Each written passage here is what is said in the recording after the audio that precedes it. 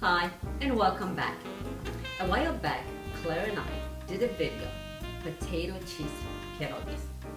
In addition, we did videos with different types of filling for pierogies.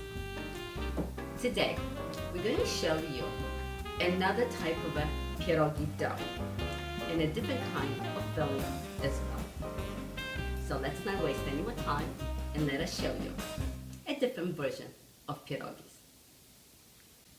To make the dough, you will need 2 cups, 304 grams of all-purpose unbleached flour, pre-sifted, 3/4 cups of water, room temperature, and 1 large egg. And now for the filling. You can use any of the fillings in our previous videos, including the potato, farmer's cheese, cheddar cheese filling. We did a cabbage and mushroom filling, which was delicious. We also did blueberry fillings, so you could try any of those. But in this video, we're going to show you a different one, more traditional filling. This is equal parts of farmer's cheese and mashed potatoes. So in this bowl, I have 12 ounces, 342 grams of mashed potatoes, 12 ounces, 342 grams of farmer's cheese, salt and pepper for seasoning. And all I did is mixed the 2 ingredients. This recipe will yield around 50 pierogies. To fry the pierogies, you will need oil, between 2 to 4 tablespoons, and onions, coarsely chopped. Now for the onions, well, it depends how much you like onions. You could use between 1/4 cup to 1/2 cup. Well, we are ready to make the dough, and we're going to do it with a little help, a food processor equipped with a metal blade. So you're going to secure the blade, you're going to put the flour into the bowl of the food processor, just like that, there. Next, you're going to secure the lid. We're going to turn on the food processor, add the egg, and then dribble in the water. So here we go.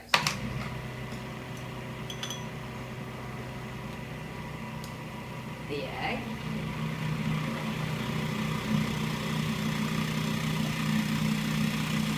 And now the water. Dribble it in.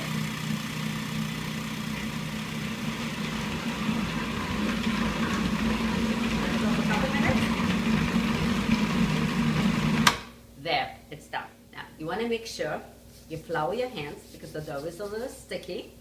Also that your work surface is well floured. So we're going to remove the lid. Alright. And then be careful because the blade is very sharp. There. Okay, now let's remove the dough. The dough looks perfect. Okay, now you're going to cover the dough with generous amounts of flour and just kind of work it in a little. You don't have to work a lot. Remember, the food processor did all your work. And now, we're going to cover the dough with plastic wrap and let it rest for about half an hour. Well, the dough has rested and now we are ready to roll it out. First thing you're going to do is remove the plastic wrap. It feels great. Okay, set this aside. We're going to divide this dough into 3 parts.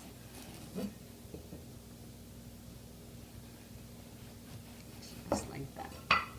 And we're going to put these aside. Okay, make sure you wrap it in the plastic wrap. Now we're going to start working with this piece of dough. Make sure it's covered in flour. You want to spread it with your hands, just like that. Next, we're going to take a rolling pin and we're going to start rolling the dough. We're going to start from center out, just like that. Well, I'm almost done rolling the dough. You want to run your fingers along the edges to make sure that the dough is not too thick at the edges. And if you feel that some edges are thick, just roll them out like this. Like that. Perfect. All right.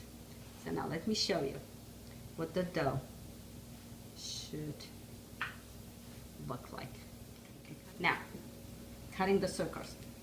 We could do using 3 different things. You could use a cookie cutter, a handy glass, or in my case, I like to use the ravioli cutter. They all happen to be around 3 inches in diameter. And all you're going to do is press down, twist a little, and there's your circle. Now for our demonstrative purposes, I'm just going to make 2 circles. There. I'm going to set this dough aside. I'm going to finish later. So now we are ready to fill the little pierogi dough. Using a small ice cream scoop like this, you're going to take your filling, put it in the palm of your hand, squeeze it, place it in the center. Palm of your hand, squeeze it, place it in the center. Then, to seal the pierogi, the easiest way is using a pastry brush. Here I have water, and this is just tap water. You're going to dip the pastry brush, and then lightly go around the edges. Remember, you just want to do this lightly. You don't want to soak the dough, because we just want to seal the dough. Then you're going to pick up the pierogi. I like to dip my fingers in the flour. We're going to fold the dough. Make sure that both hands are floured. We're going to fold the dough in half, push the filling in, and then you're going to seal there. Seal the pierogi just like that. Now remember, this dough is very delicate.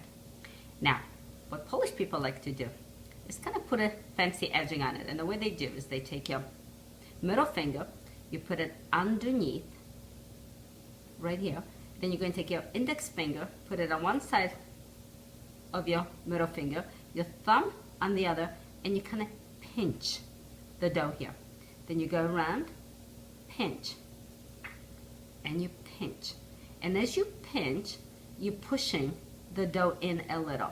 And then makes for a beautiful pierogi. So let me show you how to do that again. Fold the dough in half, push it in, there. And you're going to go around, pinch, right there. Now, if you're having a hard time doing this, you could use a fork. Okay. Let me show you with the fork.